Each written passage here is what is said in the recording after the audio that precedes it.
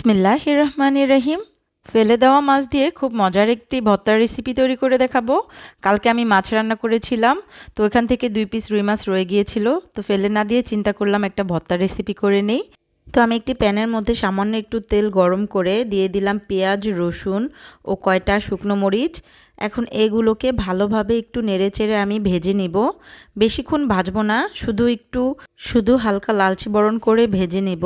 তো আগে থেকে মাছ দুইটাকে আমি কাটা বেছে নিয়েছিলাম।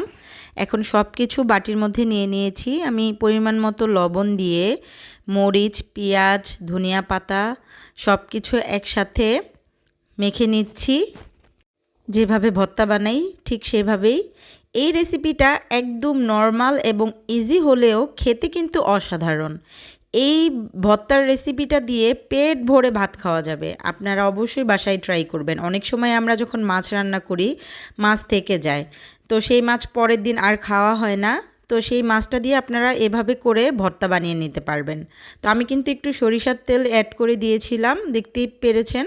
তো এখন এই ভর্তার মধ্যে একটু লেবুর রস চিপে দিয়ে দিচ্ছি। এই লেবুর রসটা দেওয়ার কারণে ভর্তার স্বাদটা কিন্তু আরও দ্বিগুণ হয়ে যায়। আপনারা কিন্তু অবশ্যই এই ভর্তাটা বাসায় ট্রাই করবেন। আমার হাজব্যান্ড খেয়ে তো বেশ প্রশংসা করেছে। ও বুঝতেই পারেনি যে এটা আগের দিনের রেখে দেওয়া মাছ দিয়ে তৈরি করেছি।